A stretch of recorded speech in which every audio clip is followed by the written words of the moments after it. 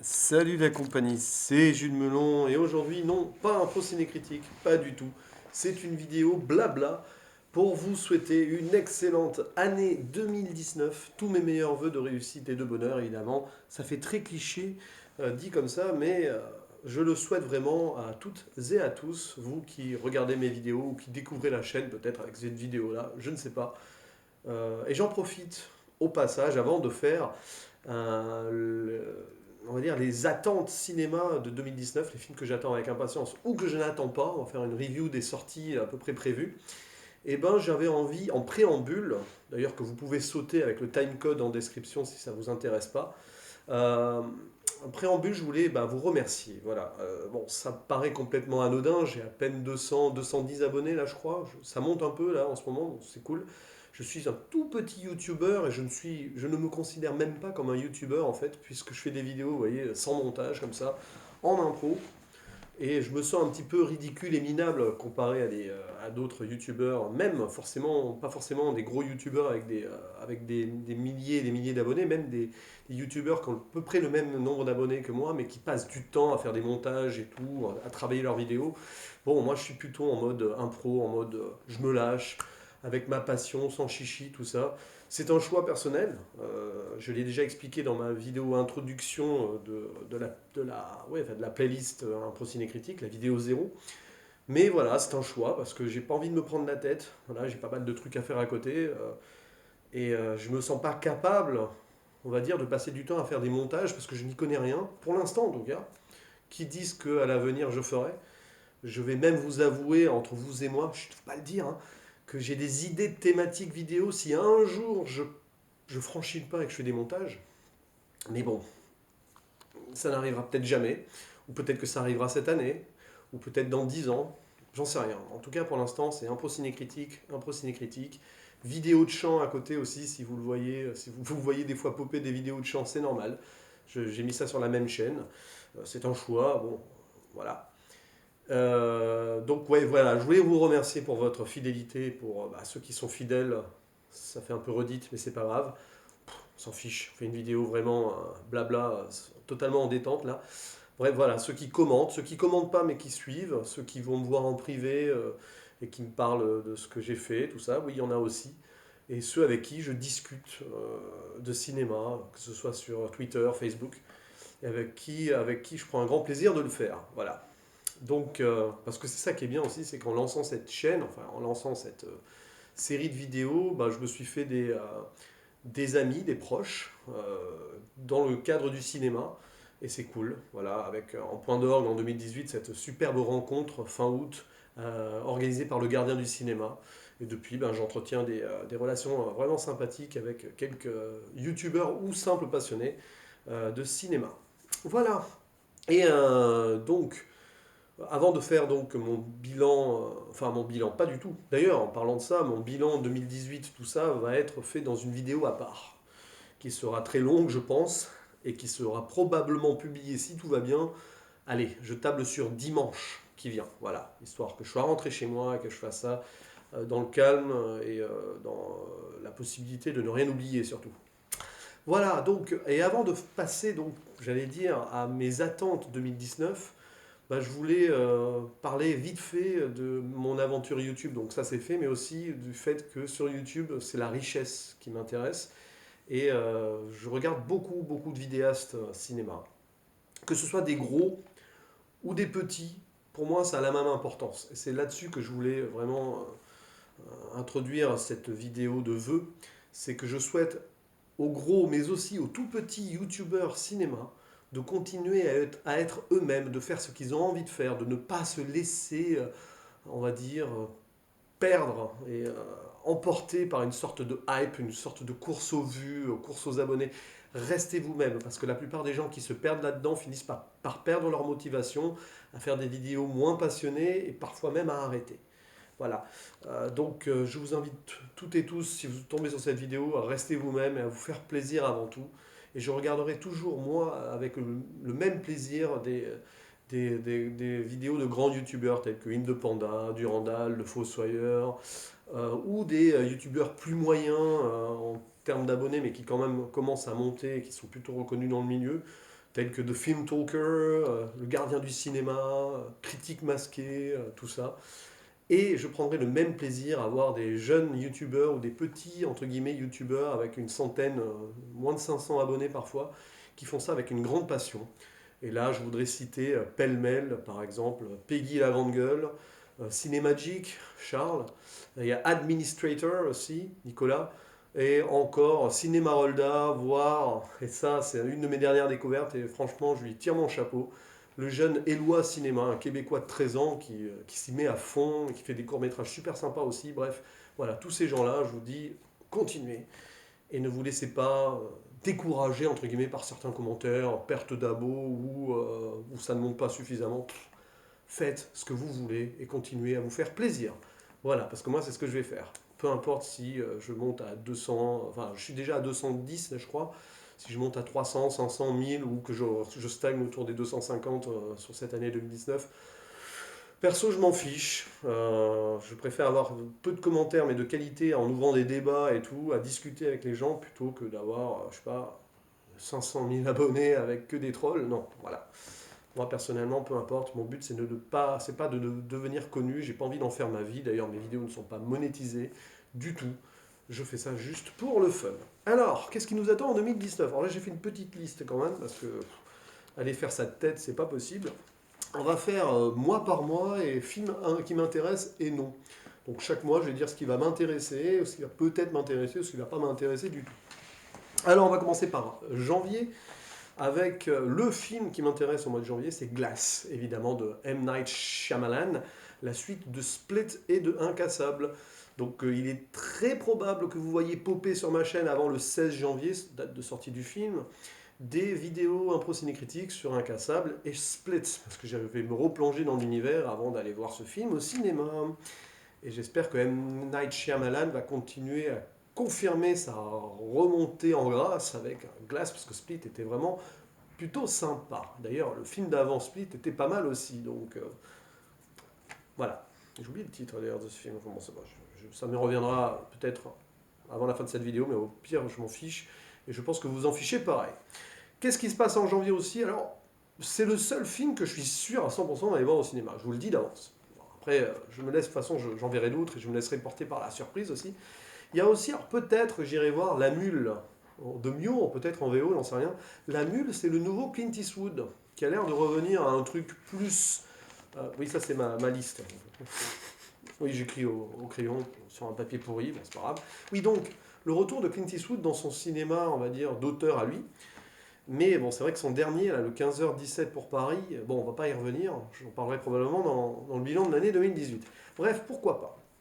Pourquoi pas, mais est-ce que j'aurai le temps d'aller le voir au cinéma? Est-ce que je vais lui faire confiance à ce film?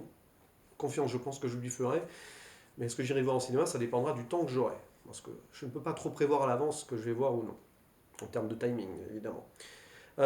Sinon, éventuellement, en janvier, là, va sortir demain, parce que cette vidéo va être publiée le 1er janvier, je la fais avant, hein, je vous précise, parce que le 1er janvier, je serai peut-être pas en état. Demain va sortir Bienvenue à Marwen, le nouveau film de Robert Zemeckis. J'ai vu le synopsis, un peu le trailer, c'est pas que ça m'attire pas, mais je sais pas si j'irai le voir au cinéma pour autant. Pourquoi pas, on verra les retours globaux. Mais c'est un Zemeckis quand même. Voilà. C'est un de mes réalisateurs préférés, enfin du moins il a fait la trilogie Retour vers le futur et Forrest Gump, qui sont pour moi des films cultes, et Contact aussi, donc bref, Zemeckis reste Zemeckis. Il y a aussi un film qui a l'air intéressant, c'est Undercover, une histoire vraie d'un jeune trafiquant de drogue blanc dans un milieu de trafiquants, de gangsters black américains. Ça peut être intéressant, un jeune d'ailleurs, il a 14 ans je crois, c'est une histoire vraie, d'où le titre. Ça peut être cool à voir, je sais pas, apparemment les retours sont plutôt bons sur ce film, pourquoi pas. Et il y a aussi Creed 2. Alors Creed 2, le problème, c'est qu'il sort donc le 9 janvier, mais il faudrait que je voie le 1 avant. Et même qu'il faudrait que je voie la moitié des requis que je n'ai pas vus. Mais bon, je pense que voir le 1 suffirait déjà. Alors si j'ai le temps de voir le 1, si je me motive à voir le Creed 1, que j'ai raté au cinéma à l'époque, peut-être que j'irai voir le 2, ça dépendra de mon appréciation de l'histoire et de mon envie de voir la suite. Passons à février. En février, c'est un peu plus compliqué. Parce qu'il y a un film que je pense avoir envie d'aller voir. mais je ne sais pas s'il sera bien distribué, ça c'est le problème. Ce film, c'est Vice, réalisé par Adam McKay, qui est un biopic dramatique sur l'histoire, enfin sur l'administration Bush, W. Bush, qui était président il y a quelques années, qui se centre apparemment sur le vice-président Dick Cheney, qui est joué par Christian Bale. Et il y a un casting intéressant là-dessus. Le trailer m'avait bien plu. Voilà. Je crois qu'il y a Sam Rockwell qui joue George W. Bush. Donc ça peut être sympa, pourquoi pas, mais il faut voir s'il est au cinéma. Après, il y a des films qui m'intéressent très moyens quand même. Alors, le problème, c'est que bon, il y a La Grande Aventure d'Ego 2, j'ai vu le 1 l'année dernière, c'était sympa. Je n'étais pas retourné de folie, donc je ne sais pas si j'irai voir le 2 au cinéma. Je sais pas, on verra, mais j'en doute pour l'instant en tout cas. Il y a Ralph 2.0, il faudrait encore que je vois le premier, Les Mondes de Ralph. Je suis pas sûr que ça m'intéresse, mais apparemment c'est du bon Disney. Donc, et aller le voir au cinéma, on verra. Si mon cinéma Utopia le programme pour les enfants, parce qu'il programme pas mal de films pour enfants, donc pourquoi pas. Il y a Dragon 3 aussi. Alors j'avais bien aimé le 1 sans en être fou, mais j'ai pas vu le 2, donc il faudrait que je voie le 2. Il y a aussi un film de Robert Rodriguez qui s'appelle Alita Battle Angel. Alors Robert Rodriguez, c'est quand même The Faculty et Une nuit en enfer, deux films cultes de mon adolescence. Il a fait beaucoup de daubes aussi, donc je sais pas. On verra, parce que je crois qu'il y a Christopher Waltz dedans. Ouais, de là à aller le voir au cinéma, et encore faut-il qu'il soit bien distribué, je n'en sais rien. Et sinon, il y a des films qui m'intéressent pas du tout, et que je verrai peut-être en streaming du coup, on ne sait pas. Nicky Larson et le parfum de Cupidon, de Philippe Lachaud. Voilà, on en a beaucoup parlé sur YouTube, mais apparemment c'est moins pire que prévu, donc je ne sais pas. Il y a aussi une comédie française qui s'appelle All Inclusive, réalisée par Fabien Ottoniente avec Franck Dubosc. Ouais, donc rien que ça, vous voyez, ça fait pas envie. Hein. Pas pour moi en tout cas. Qu'est-ce qui se passe en mars? En mars, il y a un film que j'attends avec grande impatience, c'est Us, le nouveau film de Jordan Peele, celui qui a fait le très bon Get Out en 2017. Et je pense que je reverrai Get Out avant de voir Us, qui apparemment a l'air d'être un thriller intéressant avec deux couples, des couples mixtes noir et blanc, je crois. Donc ça peut être intéressant. Je ne sais pas exactement. Je pense que je vais essayer de ne pas en savoir plus sur l'histoire. Voilà. Il y a aussi Dumbo de Tim Burton. Alors bon, les remakes live action de Disney, tout ça, pas envie. Mais c'est Tim Burton. Voilà. Alors Tim Burton, hein, voilà, c'est un de mes réalisateurs préférés, mais ça fait quelques années que c'est compliqué à voir. Je serais sûrement très curieux d'aller voir celui-ci au cinéma quand même. Même si je ne suis pas forcément fan de Dumbo à la base, mais bon, pourquoi pas. Il y a aussi, alors, dans ce mois de mars, il y a d'autres films où j'ai mis des points d'interrogation. Apparemment, il y aurait un nouveau Luc Besson qui s'appelle Anna, qui sortirait en mars, mais j'ai pas trop vu d'infos dessus, donc je ne sais pas s'il a été repoussé ou non. Mais bon, un Luc Besson, ça peut être tout ou rien. Bon, ces dernières années, c'est un peu compliqué, mais bon, j'avais pas détesté Valérian, pas détesté Lucie, mais bon, voilà. Après, ça reste du Luc Besson, quoi. Alors, au mois de mars, il y a aussi Captain Marvel qui sort, bon, à la rigueur, hein, ça reste un Marvel, ça peut être un récréatif. Il y a un film qui s'appelle Boy Erased, un drame sur l'homosexualité qui a l'air assez dur dans le synopsis, donc pourquoi pas. À voir, mais est-ce qu'il sera bien distribué? Ça, c'est le genre de film qui pourrait se terminer dans mon cinéma Utopia à Saint-Ouen-l'Aumône. S'il y est, je le verrai. Et il y a aussi le nouveau Xavier Dolan. Alors, le problème, c'est que je n'ai jamais vu de film de Xavier Dolan, si ce n'est, je crois, un sur Canal Plus à l'époque, mais je ne saurais dire lequel. Avec Anne Dorval, il me semble, celle qui joue dans Le cœur a ses raisons, entre autres. Et pourquoi pas. Donc, ce film, c'est Ma vie avec John F. Donovan. Alors, j'en sais rien, je ne sais pas. Je ne sais pas si j'irai le voir au cinéma ou pas. J'en doute, mais on ne sait jamais. Allez savoir. Qu'est-ce qui se passe en avril? Bah, pas grand-chose. Enfin, si, pas grand-chose. DC Universe versus Marvel Cinematic Universe, puisqu'il y a le Shazam. Donc, ça m'intéresse pas des masses, je pense, parce que comme je suis pas fan de comics, mais bon, peut être drôle apparemment. Est-ce que DC Comics va nous faire un Thor Ragnarok? Bon, bref, on n'en sait rien. Et le Avengers Endgame, évidemment, tant attendu après le Infinity War de l'année dernière. Alors, on parle d'un film de 3 heures. Pourquoi pas, si ça se justifie. Qu'est-ce qui se passe au mois de mai? Au mois de mai, apparemment, il y a un film de Guillaume Canet qui sort. Alors, Guillaume Canet, j'aime beaucoup Mon idole ou Ne le dis à personne. J'avais pas beaucoup aimé Rock'n'Roll son dernier, mais je n'avais pas vu, entre-temps, son film s'appelle Les Petits Mouchoirs, et apparemment, Nous finirons ensemble. Son nouveau film prévu donc pour mai sera la suite Les Petits Mouchoirs. Donc pourquoi pas? Il faudrait que je voie Les Petits Mouchoirs avant. Et il y a un film qui m'intrigue, c'est Ad Astra, une sorte de SF psychologique intimiste avec Brad Pitt et Tommy Lee Jones. Ça peut être sympa, en espérant qu'on finisse pas un trip à la High Life, qui m'avait inspiré une envie de la même façon et qui s'avait terminé en autre boudin, on va dire ça comme ça.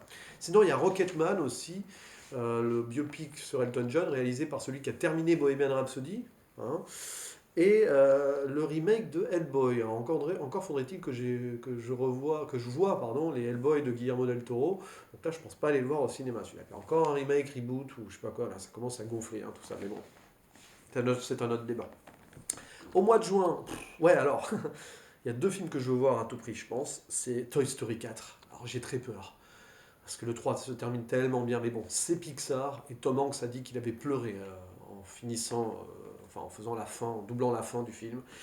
Donc, on peut leur faire confiance. Et puis, plaisir coupable maximum avec Endgame Avengers, ça sera le Godzilla 2. Parce que le 1, j'avais bien aimé, en mode, ouais, kaiju, film de monstres et tout. Là, bah voilà, Godzilla 2, probablement. Ça va être grand spectacle, ça. Sinon, il y a X-Men Dark Phoenix, mais je pense pas le voir parce que j'ai pas vu tous les nouveaux là récemment, donc je pense que je ferai ma passe, à moins que d'ici là je me fasse une rétro X-Men, hein, on sait jamais, ça peut arriver. En juillet, Annabelle 3, non. Le Roi Lion, remake live action avec John Favreau, enfin remake, c'est quasiment visiblement le même film mais en live action. L'intérêt,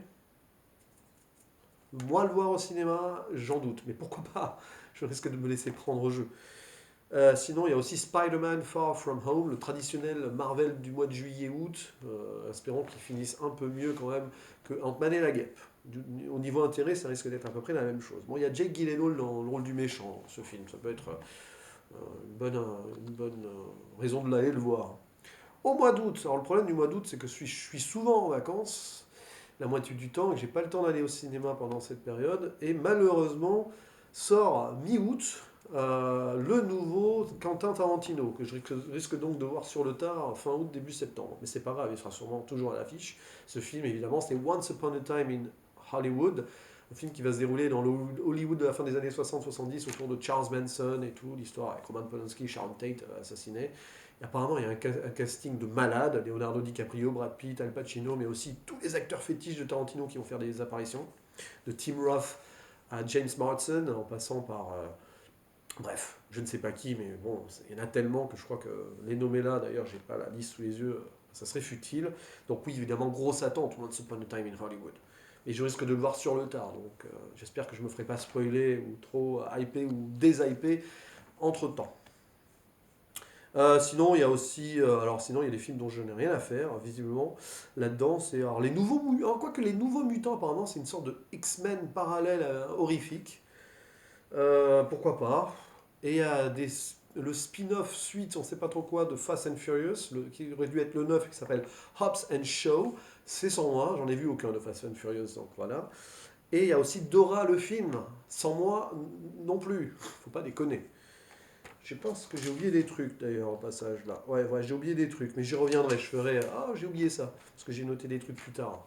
Après, enfin bon, bref, quand j'ai fait cette liste, bon, peu importe.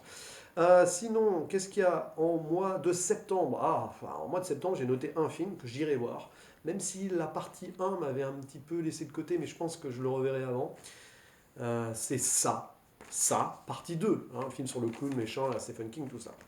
Avec cette référence au vieux téléfilm qui m'avait donné la première peur cinématographique à la télé sur M6 à l'époque. Enfin, la première peur, vraie peur de. Quoi, bon, bref, peu importe. Donc oui, ça, partie 2, j'irai le voir. Il y a James McAvoy et Jessica Chastain dans le film, donc pourquoi pas. En octobre, Joker, un autre film sur le Joker, avec Joaquin Phoenix et Robert De Niro dans le film. Joaquin Phoenix, grand acteur, dans le rôle du Joker, ça peut être bon ça. À voir. En novembre, il y a pas mal de petits trucs. Alors là, c'est pas encore à 100% officiel, mais c'est des dates préannoncées. Il y a Bienvenue à Zombieland 2. J'ai beaucoup aimé le premier et avoir une suite là, ça m'intrigue. Ça peut être catastrophique comme exceptionnel, ça. On ne sait pas. Terminator 6. Alors, j'ai fait la rétro Terminator sur ma chaîne l'année dernière. Là, j'ai un petit espoir parce que c'est apparemment la suite du 2. Donc c'est un reboot à la fin du 2. Hollywood, on ne sait plus trop où on en est là. Et on retrouve Linda Hamilton dans le rôle de Sarah Connor, et puis Schwarzenegger et tout. Donc peut-être que ça sera bien. Puis le réalisateur Tim Miller a l'air d'être pas mal. Donc il a fait Deadpool, il s'y connaît, ça peut être sympa. Faut espérer, en tout cas. Et il y a aussi La Reine des Neiges 2. Alors je sais pas si j'irai le voir au cinéma, mais j'avais pas détesté le premier, donc on sait jamais. Il y a Kingsman 3, encore faudrait-il que je vois le 1 et le 2 entre temps. Pourquoi pas. Ok. Bon, en décembre, j'ai noté un film en décembre, c'est Star Wars 9. J'irai le voir fatalement, ça va conclure quelque chose avec J.J. Abrams derrière la caméra. J'ai peur. Mais bon, j'avais pas détesté le 8 en soi. Mais pas trop aimé le 7 et on retrouve J.J. Abrams. Donc, croisons les doigts. Hein. Et puis il y a des films annoncés pour 2019 qui n'ont pas de date de sortie pour l'instant, dont le The Irishman, évidemment, de Martin Scorsese, qui sortira sur Netflix. Et oui, mais on ne sait pas quand encore. Quelque part en 2019. Robert De Niro, Al Pacino, Joe Pesci. Ah, ça peut être sympa. Même si je ne suis pas un grand fan des films de mafia, ça va peut-être me redonner envie de me donner envie de revoir Les Affranchis et compagnie, ça. Voilà, voilà. Et il y a apparemment un film intéressant aussi qui est annoncé 2019 aux États-Unis, oui, mais sortira-t-il en 2019 en France? Pour le moment, il n'y a pas de date. C'est un film de SF qui s'appelle Chaos Walking. Alors pourquoi je l'ai noté? Parce qu'il va être réalisé par un certain Doug Liman qui a fait l'excellent Edge of Tomorrow il y a quelques années. Donc là, ça hype un peu quand même. Voilà. Et enfin, j'ai oublié des petits trucs que j'ai rajoutés par la suite. Alors au mois de mai, donc oui, enfin j'ai oublié des trucs. Au mois de mai, il y a des trucs très moches aussi qui potentiellement sont en approche, ou pas, on sait rien. Il y a le fameux film Détective Pikachu, là. Voilà. Je suis pas fan des Pokémon, donc je pense pas que j'irai le voir, clairement pas. Il y a John Wick 3 avec Keanu Reeves. Il faut que je vois le 1 et le 2 depuis longtemps, donc ça peut être l'occasion. Il y a le remake de Cimetière, film d'horreur qui était basé sur une histoire de Stephen King. Il faudrait que je voie l'original, qui il paraît n'était pas génial, mais peut-être, pourquoi pas, si j'aime bien l'ambiance, aller voir le remake. Et sinon, il y a Aladdin en live action, réalisé par Guy Ritchie, capable du meilleur comme du moins bon, donc pourquoi pas, avec Will Smith dans le rôle du génie. Et les derniers films avec Will Smith, voilà, donc là je pense pas aller le voir, quoi. Je vois pas l'intérêt, mais bon, c'est pas grave. Peu importe. Hein. Et puis voilà. Donc ça c'est au mois de mai. J'avais oublié de ça au mois de mai. Alors au mois de juin, j'avais oublié un truc. Il y a un reboot, reboot, je sais pas, un préquel apparemment de Men in Black qui s'appelle Men in Black International. Je suis tombé là-dessus, donc là, juste avant de faire la vidéo, je me dis oh là là là. Avec Chris Hemsworth dans un des rôles principaux, j'espère bien sûr, comme d'habitude, qu'il va nous montrer ses pectoraux. C'est écrit dans le contrat, c'est presque une évidence. Voilà, non mais ça sent le film con à souhait. Et je commence à en avoir marre de ces films très très cons, humour bas du front hollywoodien, parce qu'ils finissent par tous se ressembler, et voilà, l'intérêt me paraît limité. Voilà. J'ai oublié un truc aussi en mars. En mars, apparemment, va sortir une comédie française de Bertrand Blier avec Depardieu et Clavier. Alors là aussi, c'est tout ou rien. Moi, j'ai beaucoup aimé l'alchimie de Depardieu Clavier dans Les Anges Gardiens et Astérix Obélix. Donc, et puis Bertrand Blier, quand même, Les Valseuses, Calmos, Buffet froid, je crois qu'il a fait aussi. J'ai peur de dire une bêtise. C'est un réal français qui a fait des bons films avant, mais où il en est aujourd'hui, j'en sais rien. J'ai pas vu de ses films récents. Ce film s'appelle Convoi exceptionnel. Voilà. Alors pourquoi pas hein. Ça peut être une comédie française surprise de l'année. Mais bon, les comédies françaises, hein, voilà, il faudra aller les chercher aussi. Et alors, on ne sait pas trop, et ça a été annoncé il y a quelques semaines, mais visiblement, ça ne sera pas pour 2019. Ça serait sur Netflix aussi, une sorte de Pinocchio un peu dark, stop motion, film musical, je sais pas trop quoi, réalisé par Guillermo del Toro. Bon, à voir. Mais ça, pour l'instant. Voilà, donc ça, c'est la liste. Alors, évidemment, je pense qu'il y a des films qui n'ont pas encore été annoncés et qui poperont de toute façon pour 2019. Et bien sûr, comme d'habitude, je me laisserai aller à l'inconnu, notamment donc mon cinéma Utopia à Saint-Alamone, parce qu'il y a une programmation underground de films qui sont pas connus et qui offrent toujours des choses exceptionnelles. Et j'en reparlerai dans mon bilan 2018, mais il y a des films que j'ai vus là-bas, que j'ai découverts là-bas, que je n'aurais jamais vus ailleurs, et je suis content de les avoir vus. Voilà, donc privilégiez aussi les petits cinémas si vous en avez autour de vous, qui présentent des films différents. C'est toujours des belles surprises, et puis ça soutient un certain cinéma plus underground qui en a besoin. Voilà, parce que parfois les meilleurs films ne sont pas des blockbusters, même souvent, hein, faut dire la vérité. Même si, niveau plaisir coupable et tout, on aime bien tous aller voir son petit blockbuster mensuel, évidemment. Voilà, donc les perspectives de 2019 sont assez réjouissantes, il y a quand même des choses intéressantes, et je pense qu'il y a la moitié de films dont j'ignore l'existence que j'aimerais, que je verrai et que j'aimerais donc sur cette année, je pense, comme d'habitude. Voilà, donc je vous retrouve très bientôt pour d'autres vidéos d'impro ciné critique et bien sûr la vidéo bilan 2018 qui risque d'être aussi longue, voire plus longue que celle-ci. Mais bon, je mettrai des timecodes, hein, comme je mets là, afin que vous puissiez zapper et jumper là où ça vous intéresse. Parce que c'est vrai, il faut avoir le temps aussi de se taper des vidéos comme ça. Et puis, ben voilà, je suis conscient que je suis un petit youtubeur et que vous avez d'autres choses à regarder plus intéressantes à côté, fatalement. Allez, à la prochaine. Ciao.